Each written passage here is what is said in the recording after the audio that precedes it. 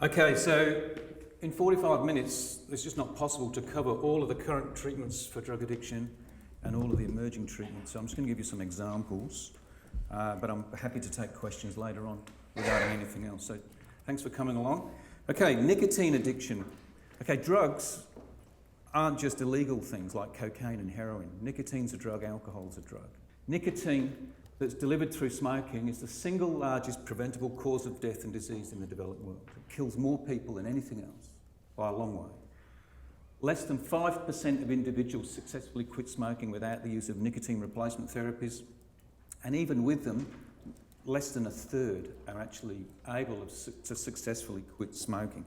So when you think of a drug addict, don't think of someone lying in the street in Collingwood with a needle in their arm. Think of someone who smokes, because 97% of drug-related deaths are alcohol and tobacco. Okay? So you think of you must all know someone who smoked, and maybe some of you fit that bill. And most people that have smoked, they stop. Something happens, they get sacked, they get divorced, they get arrested, what have you, they start smoking again. Yeah? And it happens, and there's this repeated cycle of quitting and smoking and quitting and smoking. And that is addiction in a nutshell. It's a chronic relapsing disorder where you have periods of abstinence and then a relapse. Periods of abstinence and then a relapse. Smoking is the best example of a chronic relapsing disorder that impacts upon more people than any other illegal drug. All of the illegal drugs added together. So when you think of a drug addict, think of a smoker.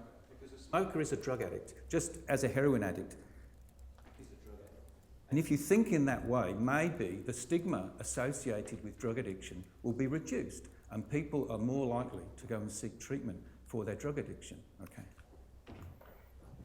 Addiction is a brain disorder. Let's concentrate on the bottom at the moment. This is an image of the metabolic functioning of a healthy heart, and here's a diseased heart, okay? It's just the metabolic activity in a diseased heart. We look at the top, this is the metabolic activity in a healthy brain. This is the metabolic activity in a cocaine addict. So no one would hesitate to look at these two pictures and say, yep, this is different. This doesn't look the same as that. This person must have an unhealthy heart. This person must have a diseased heart. Yeah? So what's the difference? You look at those two. This person has an unhealthy brain. Okay? It's a brain with a disorder. Okay? It's not a new thing though. Here's a quote. The mouth of a perfectly contented man is filled with beer. How old do you reckon that was? 1990, 1960? 1930. Anyone got a good idea of when it might have been? 5,000 years ago. 2200 BC. And here's the cartoon of the time that goes with it. This is from ancient Egypt. These are the servants coming in with vats of wine and food, and here's the people consuming it. And when they consume too much, you all know what happens. So they knew. Nearly 5,000 years ago, they knew exactly what they were doing. They could make alcohol. They used to use marijuana as well. So it's a fact of life that ever since man has pretty much been on this planet, and it doesn't matter what country you come from, what religion you are, people actively seek mind-altering experience. Trouble is, these days, it has become ingrained in our society, and in Australia in particular, there's this acceptance of drinking to excess. When sports teams win the Premiership or win the World Cup or whatever, everyone expects them to go out and get blotto. Yeah? But there's an issue here. So this was from a story from 10 years ago in the UK in the Telegraph. Deaths due to alcohol, particularly those in middle age who took to binge drinking as young adults, have rocketed to 8,500 a year. That was 10 years ago. That's 23 people a day in the UK. 23 people every day in the UK dying as a consequence of alcohol abuse. Watch this.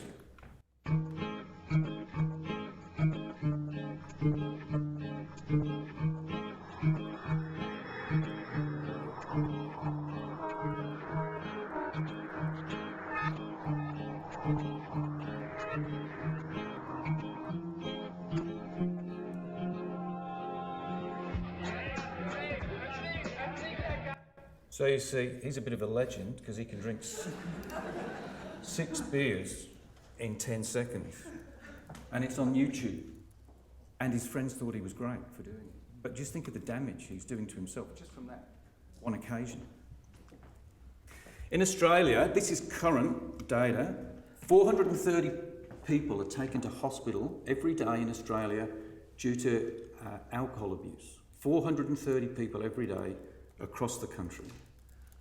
15 Australians die every day. Every single day. Today, tomorrow, yesterday, the next day, 15 people every day from alcohol abuse.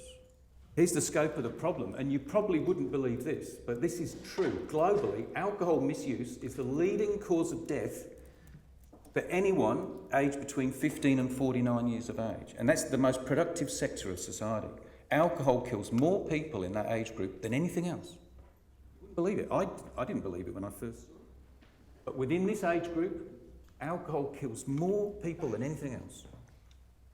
There are more than 76 million people globally with an alcohol use disorder. And that's data from the World Health Organization. Less than 20% of people with an alcohol use disorder get any treatment whatsoever. Okay? And less than 10% get any medication treatment. And this is statistics from the USA. This is the National Institute of Alcoholism Research. Okay? So you've got 76 million people walking around the planet with alcohol use disorders, and less than 10% of those people getting any kind of medication treatment whatsoever. And you'll see in a moment that medication treatment is not very good. So we've got to ask a few simple questions here. How does our behaviour impact our survival, and how does this relate to addiction? Okay? So acts necessary to prevent extinction, eating, procreating, are positively reinforcing. You have a meal, you enjoy it, and that reminds you to eat again. If you have sex, you enjoy it, you do it again. So things that you do that are positively reinforcing, that are enjoyable experiences, have a high probability of being repeated. Yeah? So it's simple, typical survival mechanism. Problem is, dysfunction of this system contributes to compulsive behaviour, and a good example of an excessive compulsive behaviour that started out as a survival instinct would be binge eating, okay? Because you need to eat to survive, but binge eating is an aberrant, excessive, dysfunctional, compulsive example of that behaviour. Now, the problem is drugs of abuse essentially interact with this system and basically hijack it and overstimulate, okay? So that the things that used to bring you pleasure no longer bring you pleasure because the use of the effect of the drug or the alcohol or what have you is so excessive in comparison to those humdrum normal things like eating your breakfast or taking your kid to school or whatever. The effect of those diminishes, and so that the drugs become more important than anything else. Okay, drug use is prevalent. I told you that before. And here's some evidence. Office of National Statistics in the UK, more 13-year-olds have drunk alcohol than have not drunk alcohol. So that's, in England and Wales alone, that's 350,000 alcohol drinkers aged 13, okay? Aged 13. If we look in Australia at illicit drug use, a third of the population aged over 14 have used cannabis at least once in their life, okay? At 2.5% or 400 or so thousand people use opioids, including heroin, but not restricted to heroin. In fact, one of the fastest growing spheres of drug abuse is prescription analgesics, and that's why codeine-based analgesics are no longer available over the counter as of a few months ago. They're now prescription-only medication. And if we look at psychostimulants like amphetamines and cocaine, around about 10% of the population. But if you look at the people aged between 20 and 29, 1 in 5 people in Australia use or have used psychostimulants such as amphetamine and cocaine. So you see, it's not unusual to use drugs. So if we think of addiction as a loss of control over drug use, all this compulsive seeking and taking of drugs despite adverse consequences, then we have to ask this question, well, if so many people are using drugs, how come is it that only a relatively small minority of the total number of people that use drugs end up becoming addicted? So there are a number of risk factors, and these are sociological risk factors or protective factors. So risk factors on the left-hand side, early aggressive behaviour in children, very poor social skills, lack of parental supervision, obviously substance abuse itself, the availability of drug in the home or in the community, and poverty. These are all risk factors for developing substance use disorder. On the opposite side, protective factors, high degree of self-control, positive relationships with your peers and with your family, parental monitoring and support, going to school and doing your homework, being part of a club, strong neighbourhood attachments, and being exposed to anti-drug use policies, education at schools or at other places. You see, some of these are individual factors, such as behavioural self-control, for example. Others are immediate family, but others are much more broadly found in the environment and in the community. So you see, the whole community has a role to play in teaching youngsters about the dangers of drug abuse, because essentially, you can think of it, I've given talks in schools to kids from 5 years up to year 12. And I kind of say to them, well, you all think you're bulletproof. Most people can take drugs but won't become addicted, but you don't know until you try, okay? So it's kind of like playing Russian roulette. And I was at a girls' school and they didn't know what Russian roulette was. So this is true. I explained to them I said I could put a bag of white powder on this table and say, here's some cocaine, just go for your lives. Some of you would probably come down and have a go. And they said, yeah, well, some of us might. I said, okay, if I put a gun on this table with one bullet in it and said, okay, spin it around, hold it to your head and pull the trigger, they were horrified. They could not believe. And I said, well, that's Russian roulette. And I said, essentially, you're playing Russian roulette with your brain, because you don't know until you start using drugs whether or not you're going to be a susceptible individual or a resilient individual. So part of it is an environmental component, as we've just gone through before, whether it's your own behaviour, the way you interact with your family, your school, your community. But part of it's genetic as well, okay? But I will say here and now, there is no gene that is an addiction gene, and there never will be, okay? It's far more complicated than that. There are genes or mutations in genes, some of which are protective against substance abuse, okay? And I'll get to that in a moment. But some of which may increase your likelihood. But it's only a statistical odds ratio. It's not like cystic fibrosis or Huntington's disease, where you can go, which is a monogenic disorder, and you can go and have a test and they'll say, yep, I'm very sorry, you've got cystic fibrosis, or I'm very sorry, you've got Huntington's disease. You cannot do that for addiction, and you never will be able to do that for addiction. Here's some examples, though, of some candidate genes. This gene at the top, the 5-hydroxytryptamine transporter, this is the serotonin transporter. You must have all heard of SSRIs. SSRIs, selective serotonin reuptake inhibitors, one of the main lines of antidepressants that are out there. Well, that's what those drugs act upon. It removes 5-HT or serotonin from the synapse, and it's been implicated in increasing the odds ratio to a bunch of different drugs, both legal and illegal. Here's another equivalent one, the dopamine transporter, an equivalent molecule that gets rid of dopamine from the synapse once it's been released. And again, this has been implicated in various forms of substance abuse, as has the dopamine D2 receptor.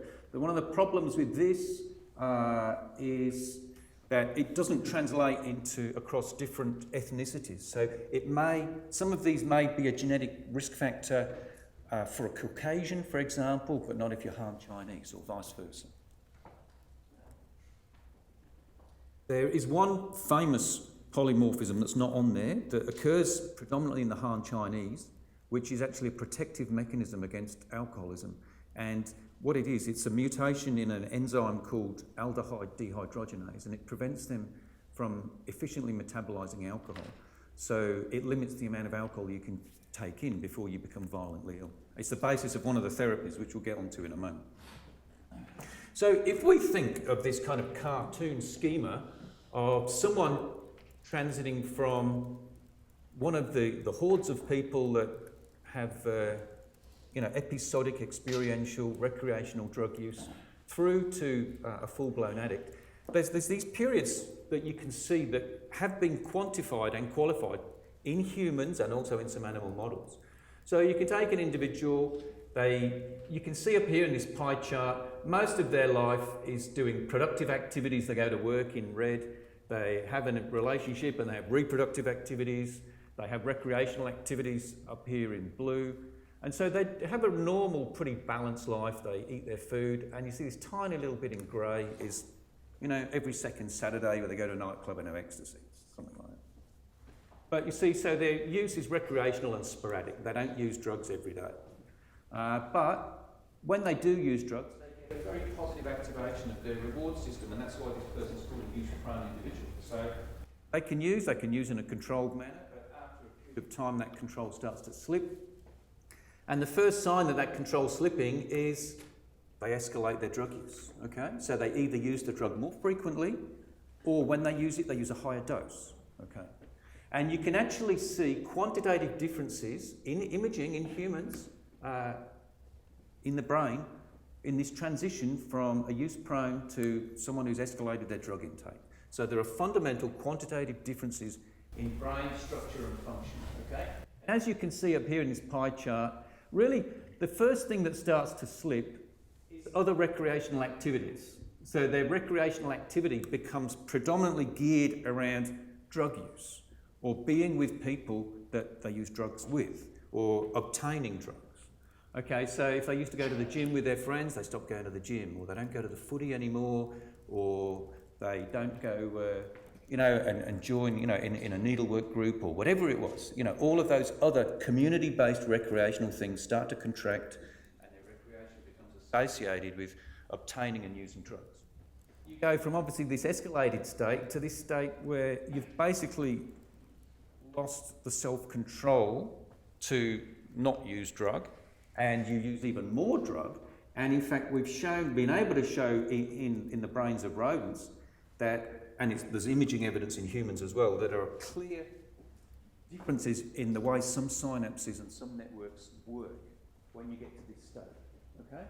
And you can see from a perspective here, they no longer kind of spend much time going to work. They spend very little time in their normal relationships with their partner or eating, very little recreational time, and most of their time is spent getting money to be able to procure drugs and use drugs, okay?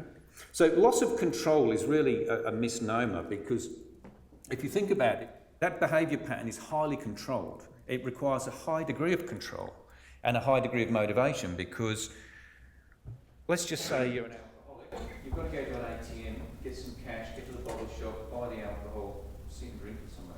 What if you don't have a bank account? Okay. Where do you go to get the money?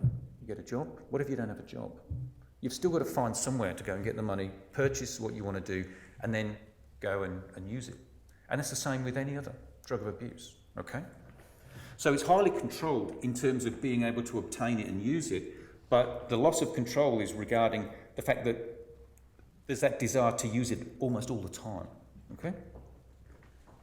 So as we can see from here, drug addiction is really a very complex behavioural and neurobiological disorder.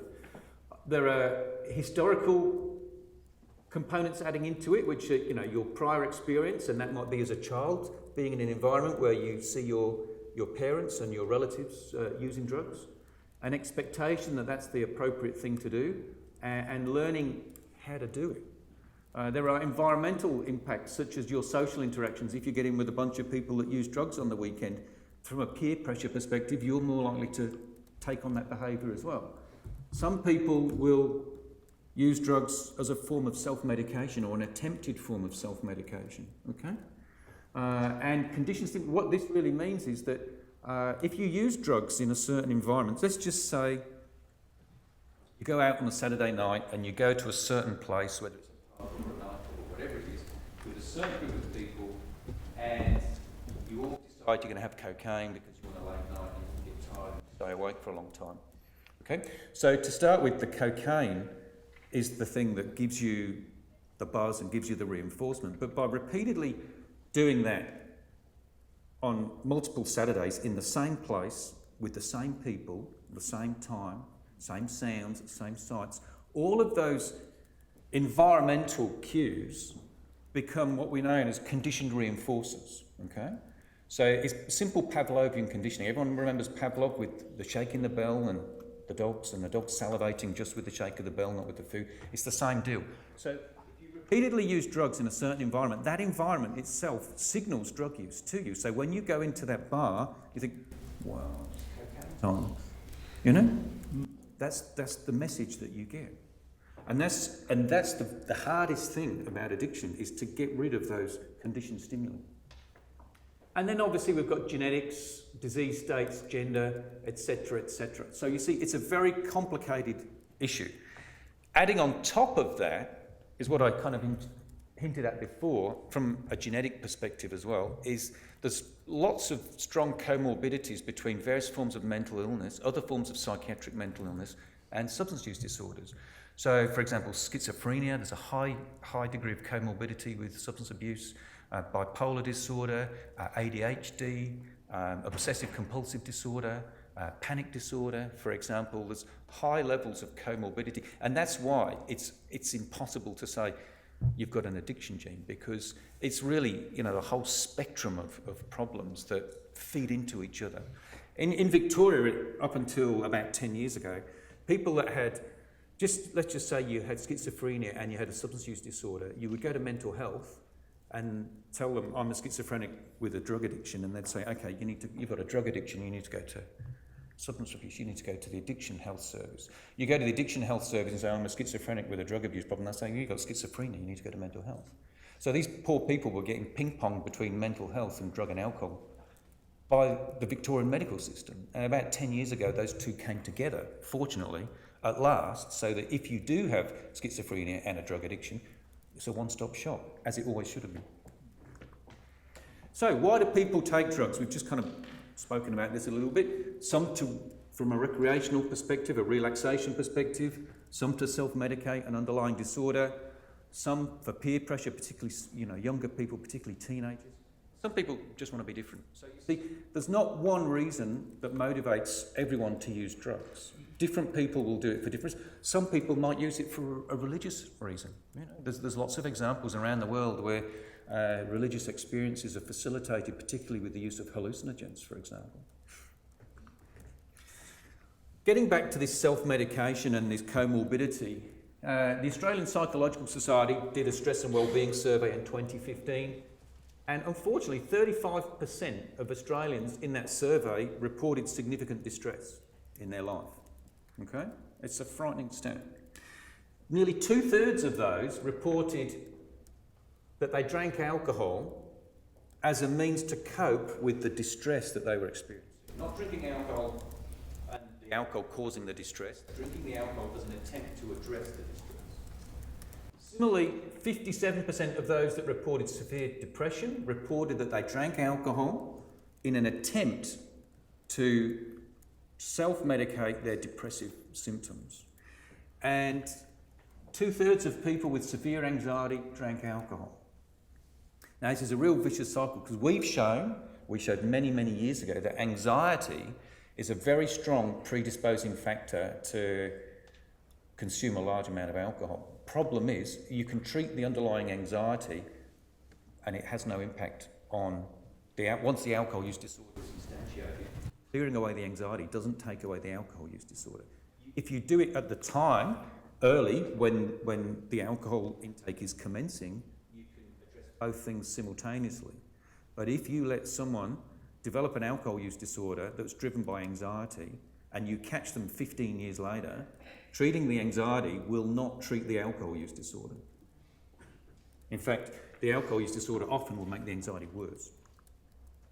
And here's just some stats to confirm that. Look, this is with marijuana dependence in the USA. So you see, in the general population, any mood disorder is around 20%. Approximately, 1 in 5 people walking around the USA have some form of mood disorder. Well, if you're dependent on cannabis, 61% of those people have got a mood disorder. Okay? So that would suggest that a lot of these people are using cannabis to try and address their mood disorder. And if you look at it, anxiety, 50% of cannabis users have an anxiety disorder compared to about 18%. Very similar with depression, very similar with bipolar. So you see, the incidence of other forms of psychiatric illness is overrepresented in people that become dependent on legal or illegal drugs. And here's a famous quote. I like my quotes. This is Edgar Allan Poe, a famous author you may not have known, but he was a cocaine addict. I'll read it to you. "I have absolutely no pleasure in the stimulants in which I sometimes so madly indulge. It has not been in the pursuit of pleasure that I've perilled life and reputation and reason. It has been the desperate attempt to escape from torturing memories, from a sense of insupportable loneliness and a dread of some strange impending doom." That would suggest he's not using cocaine because he gets high. He's using it as an escape. Yeah? Okay. So how do drugs act in the brain? So this, you don't need to worry too much about this. Is quite complicated. Let's think about these red lines. So this region of the brain called the VTA houses a group of neurons that make a transmitter called dopamine. And that goes to various parts of the brain, including the prefrontal cortex, the basal ganglia, including the nucleus accumbens. But there are also, it's not really shown on this image, in fact, a very strong excitatory or glutamate-mediated pathway that starts up in the prefrontal cortex and converges with this dopamine input down here. And it's the interplay between this dopamine input from the brainstem to the nucleus accumbens, essentially, and then an excitatory glutamate input from the prefrontal cortex down onto the same neurons down here that regulate reward-seeking and in particular relapse, and we'll get onto that in a moment. Here's a cartoon of a dopamine neuron. So this is the cell body in the ventral tegmental area, and this is the terminal up in the nucleus accumbens, and so you see the dopamine's released. So drugs of abuse have got widely different pharmacological properties. Some of them are stimulants, some of them are depressants. They act upon different molecules, different receptors to mediate their effects, but they have this one thing in common, at least acutely, and they all acutely lead to the increase in dopamine, a rapid acute increase in dopamine in the nucleus accumbens. But they, as you can see here, they can do it from widely different mechanisms, but the outcome is always the same. Okay? So they just get to the same. It's like, you know, having a maze, and you've got 5 different starting points, but there's only one finish, and you can work your way around, but you all get to the finish. It's the same thing. They do it a different way, but they cause ultimately the same outcome. And here's some imaging to show that in humans, functional magnetic resonance imaging, showing alcohol taste, and then the delivery of cues that were associated with alcohol taste. And you can see here, this is that ventral striatum, that nucleus accumbens, profound activation, and up here just above it is the prefrontal cortex. Okay? And here you see the prefrontal cortex on a top-down view. So these two parts of the brain, the prefrontal cortex, which is really the seat of your decision-making and your top-down control, your executive function, and that place in the basal ganglia called the ventral striatum or the nucleus accumbens, are profoundly activated when you're lying in a scanner and a little bit of alcohol goes into your mouth through a tube, or you've done that repeatedly and paired a cue that signifies alcohol coming in. Once you've done that repeatedly, just the cue that signifies alcohol is sufficient to cause the activation. And here's some evidence in rats, okay? So this is looking at conscious rats that are self-administering cocaine, and while they're self-administering cocaine, we're measuring the release of dopamine and serotonin in their brains, okay, their own neurotransmitter release. So you see it's normalised to 100%. So this is baseline, and you can see before the animals get access to cocaine, there's pretty stable release of these transmitters. And then you see this 12-hour block, they have access to cocaine. And you can see this massive increase in the release of dopamine and serotonin while they're actively using cocaine. And then at this point in time, the availability of the cocaine is taken away. Okay? And you can see that after a period of time, once the drug's worked out through their system, the levels fall back down. But you'll notice something else. They don't just go back to where they were beforehand. You see, they go down lower, much, much lower. Okay? And this is part of this acute or immediate withdrawal phase that you get. Every time you use drugs, you have a high and a low, okay? So you get high from the euphoric effects of the drug, you get low when the drug's wearing off. This is associated with the low, and if you give animals the opportunity to reuse drug again here, they'll go straight back up to reusing drug. Here we can see that from a psychological perspective. It's called the opponent process theory. Drug is used, you get high, it starts to wear off, the drug goes out of your system, you get a bit low. But you see the high outweighs the low, and so therefore the main motivating factor to use the drugs is to get high. Problem is, once you're addicted, the high is very small and the low is very big. And so getting out of this trough, like Edgar Allan Poe was, becomes the motivating factor. Okay, so reinforcement, as I just said, can be positive or negative. So positive reinforcement just means the drug taking is associated with happiness, good times, and therefore repeated. Negative is that withdrawal, anxiety, depression. You renew your drug taking to prevent the recurrence of negative symptoms. Drug use is also protracted. Costs Australia at the moment $56 billion a year, and the estimates are that by 2020 there'll be around 4.5 million people aged 50 plus needing medical assistance for drug abuse problems. Okay, so I told you acutely initially drug use activates the ventral striatum or the nucleus accumbens. Well, here and that's what you can see here in a social drinker. In a heavy drinker that's been drinking for a long time, you see that activation shifts from the ventral striatum here up to the dorsal striatum here. And this is when the behaviour becomes habitual, almost automated. Okay? So you get this transition in the brain structures that are driving the desire to use the drug from being this controlled experiential basis into what is essentially an aberrant habit. So I told you that drug addiction is a chronic relapsing disorder which consists of compulsive pattern of drug seeking and taking. And in humans, this takes place at the expense of other activities and it persists despite adverse consequences. And as I mentioned to you before, around about 10% of the global burden of disease comes from alcohol, tobacco and illicit drugs. Relapse clinically is the major problem from a treatment perspective, and that is simply the inability to cease drug taking. And that is underscored by this persistent plasticity in motivational circuitry and this notion of incubation of craving or drug wanting during abstinence. So if you look in the dictionary for a definition of craving, you can see it says to long for, to need, to beg, to urge. See, it's desperate. It's desperate. And this is a quote from a heroin addict. He goes, "No, doc, craving is when you want it. You want it so bad you can almost taste it, but you ain't sick. Sick is sick." You can differentiate between being ill and craving drugs.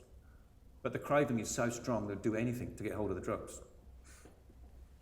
If we image substrates for relapse propensity, we can see that this area in the medial prefrontal cortex is actually the area that is most strongly associated with relapse and is most strongly predictive of relapse and how much will be consumed upon relapse.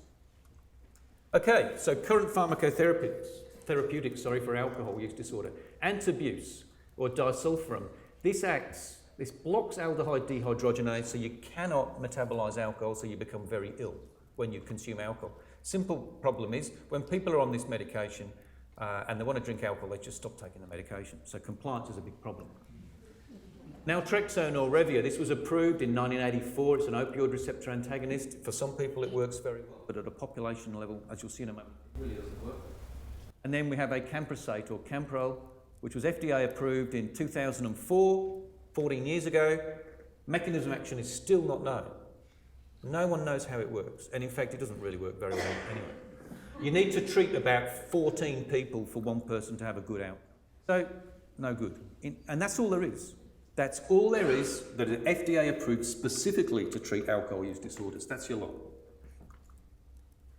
I said to you naltrexone works for some people but not at population level. One of the reasons is that this is a good argument for precision medicine.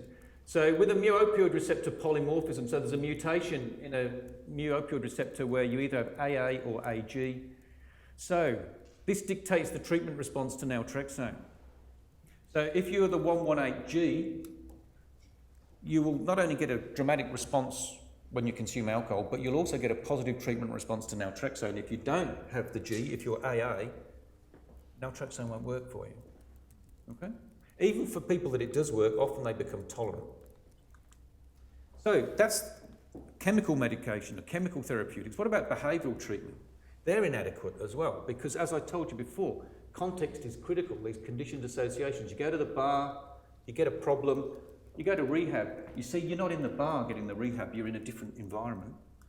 You come outside, you go back to the bar, you relapse. Because the bar is that conditioned stimulus, okay?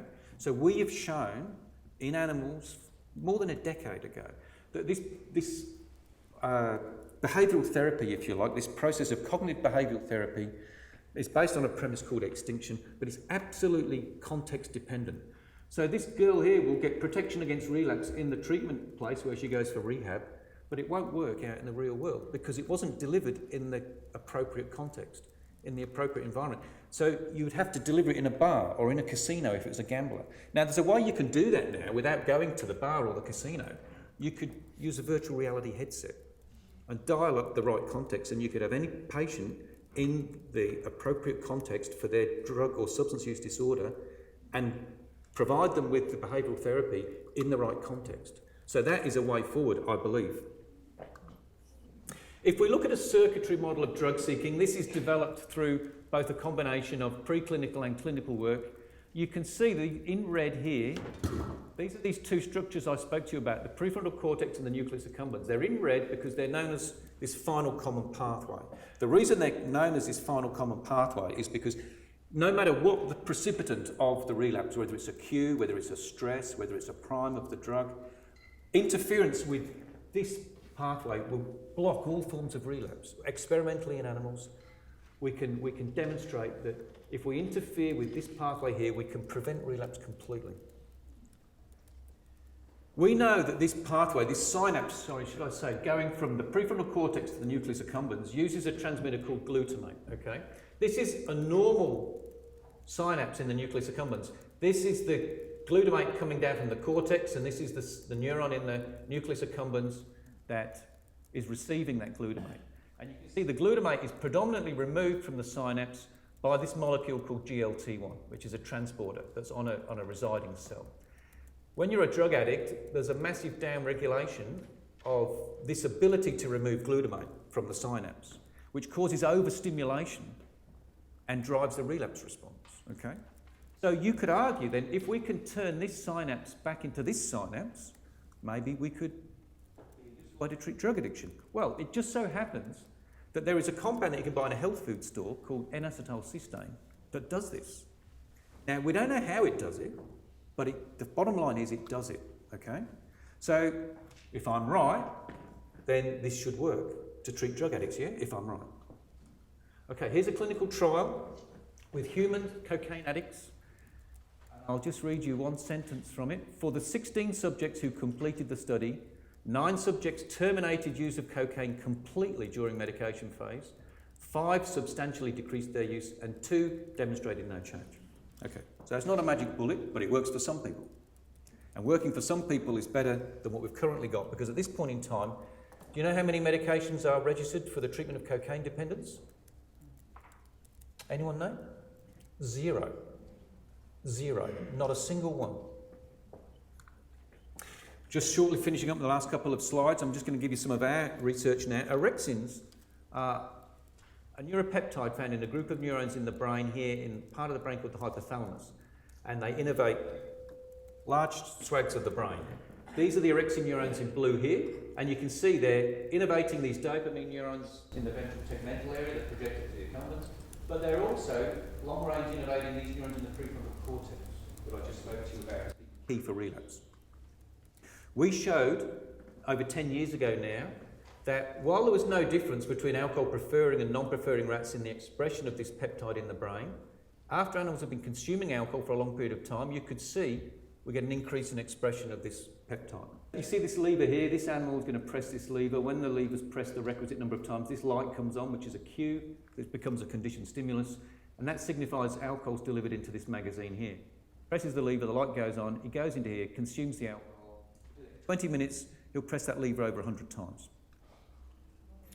And so if you think of modelling relapse, we can train the animal to perform this task, they acquire the behaviour, we let them self-administer alcohol for a period of time, extended period of time, and then we can send them into rehab where we change the rules. At this point in time, pressing the lever no longer delivers the cue, no longer delivers the alcohol. So they learn there's a new set of rules that now pressing the lever is a waste of time.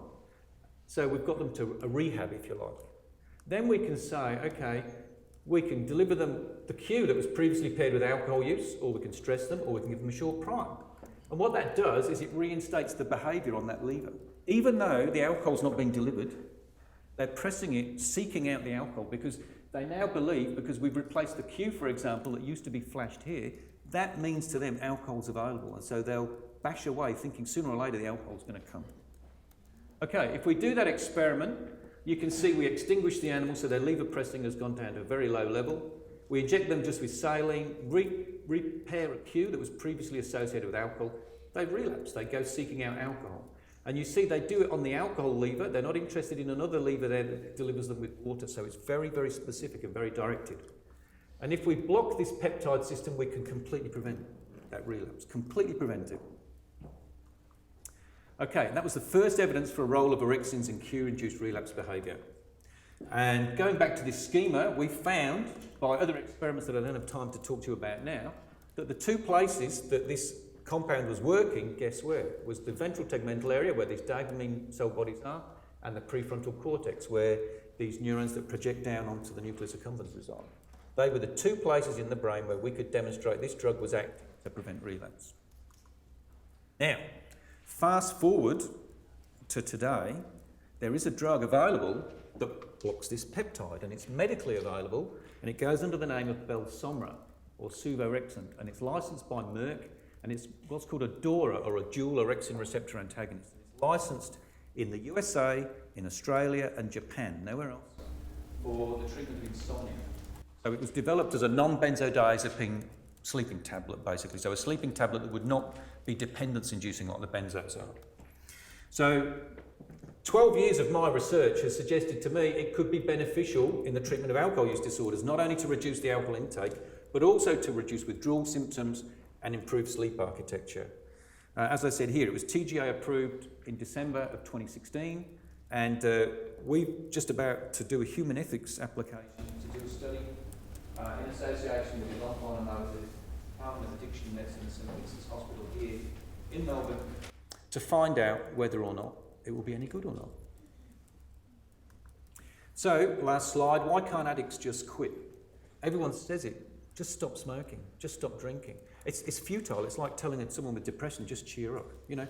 Who would do that? But it's the same, in theory. Problem is, you see, you've got this increased saliency of all these environmental stimuli around you that have been paired with drug use, and you've got this excessive drive to go, and you've got very little break or no-go, okay? So you've lost your break. That's why you can't just quit, okay? Addiction is a brain disorder. As I said to you before, there are gene-environment interactions. The molecular mechanisms are starting to be elucidated. Will this lead to better therapeutics? Who knows? We hope so. That's why we're doing it. And hopefully in a couple of years' time, we'll have the answer as to whether or not Belsomra is any good for alcohol use disorder. So if you come back in 2 or 3 years' time, I might have some good news or I might have some bad news. Anyway, we'll have to wait and find out. Thank you.